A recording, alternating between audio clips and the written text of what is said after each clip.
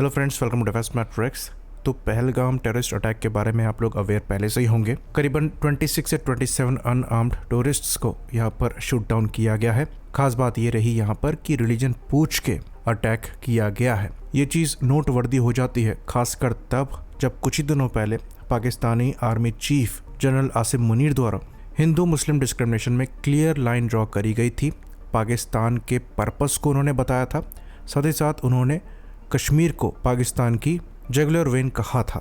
तो जो initial report है उसके हिसाब से 4 टेररिस्टों के इन्वॉल्व होने की बात यहाँ पर कही जा रही है, जिसमें से पाकिस्तानी और लोकल टेररिस्ट दोनों इन्वॉल्व हैं। हाथ यहाँ पर एलईटी का है, जिसके द्वारा रिस्पॉन्सिबिलिटी एक्सेप्ट करी गई है। बाकी एलईटी किसके इंस्ट्रक्शन पर काम कर रही है ये जनरल आसिम मुनीर ने खुद ही क्लियर कर रखा है। इसमें कोई बहुत इन्वेस्टिगेशन करने की ज़रूरत नहीं है। तो आज के इस वीडियो में हम स्ट्रेटजीज को डिस्कस नहीं करेंगे जिसके अंतर्गत पाकिस्तान को अटैक किया जा सकता है। ज़्यादातर लोग हमसे यही मांग कर रहे थे। तो स्ट्रेटजी बनाना हमारा डोमेन नहीं है, वो मिलिट्री एक्सपर्ट्स ज़्यादा बेहतर तरीके से कर सकते हैं। हम कंटेंट क्रिएटर्स के स्कोप के बाहर की चीज़ है। आज के इस वीडियो में हम एक ज़्यादा इंपॉर्टेंट चीज़ के बारे में डिस्कस करने वाले हैं, जो कि हमारा डोमेन है, और ये है आप तक इन्फॉर्मेशन को पहुँचाना। और जो नई जनरेशन की वॉरफेयर है, information warfare, fake narrative creation, उसको काउंटर करना। तो ये चीज़ किसी से छुपी नहीं है कि इंडिया का जो नेबरहुड है ये दुनिया के सबसे ज़्यादा डेंजरस प्लेसेस में आता है। पहले पाकिस्तान, फिर चाइना और अब बांग्लादेश। पर उसके बाद भी अगर आप हमारा एटीट्यूड देखेंगे नेशनल सिक्योरिटी को लेकर, तो ये बहुत ही ज़्यादा लेड बैक है। तो ये चीज़ हम बार बार कहते थे कि आपको हर समय प्रिपेयर्ड रहना है। लड़ाई समय पूछ कर नहीं आती है, आपकी प्रिपरेशन कहीं से भी कम नहीं होनी चाहिए। लेकिन उसके बाद भी जब क्रूशल मिलिट्री हार्डवेयर का प्रोक्योरमेंट होता है तो वहाँ पर दशकों वेस्ट किए जाते हैं।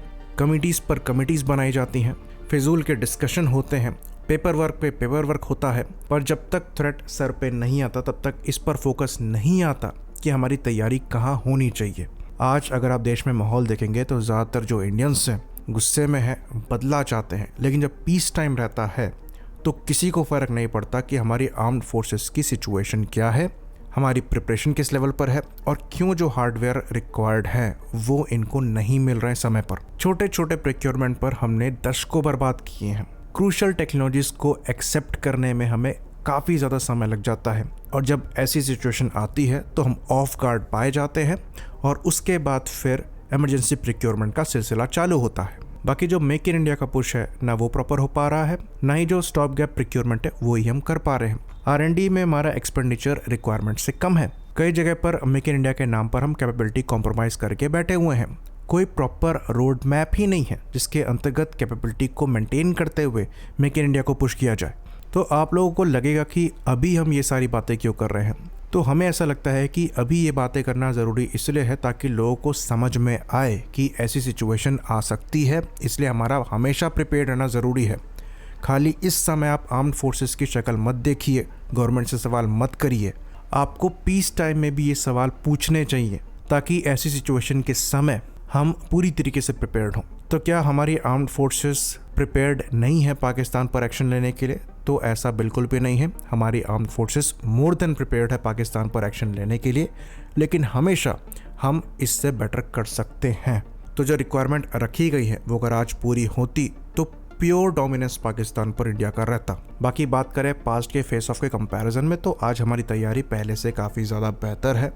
जो कमियां पहले रह गई थी उस पर हम काम कर चुके हैं।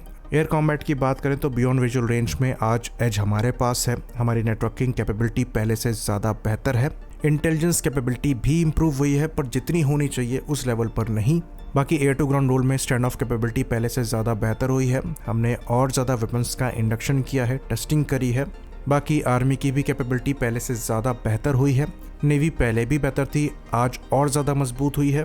तो अब किसी भी डोमेन को उठा ले, हर डोमेन में इंडिया पाकिस्तान को डोमिनेट करता है, और अगर कोई भी एक्शन लिया जाएगा उसमें भी ये चीज़ एविडेंट होगी। एक और इम्पॉर्टेंट चीज़ यहाँ पर हम डिस्कस करना चाहते हैं कि अगर फ्यूचर में कोई कॉन्फ्लिक्ट स्टार्ट होता है तो आजकल जो नैरेटिव वॉरफेयर है, प्रोपेगेंडा है, वो काफ़ी ज़्यादा बढ़ गया है, और ईजिली इंटरनेट के यूसेज से इसको फैलाया जा सकता है। तो जब लड़ाइयाँ होती हैं तो कैजुअलिटीज़ भी होती हैं, सोल्जर्स पकड़े भी जाते हैं, और उनको लेकर प्रोपेगेंडा बनाया भी जाता है। ये पूरी तरीके से नॉर्मल है। इंडियंस को ये समझना पड़ेगा कि ऐसी टेक्निक्स का इस्तेमाल किया जाएगा ये नैरेटिव सेट करने के लिए कि हम एक एडवांटेज की पोजीशन में हैं, आप आकर नेगोशिएट करें। और यहाँ पर रिक्वायरमेंट होगी कि लोग इस चीज़ को इमोशनली ना देखें, और मीडिया की रिस्पॉन्सिबिलिटी यहाँ पर ये रहेगी कि रिस्पॉन्सिबल रिपोर्टिंग करें, सोल्जर्स के घर पर ना पहुँचे।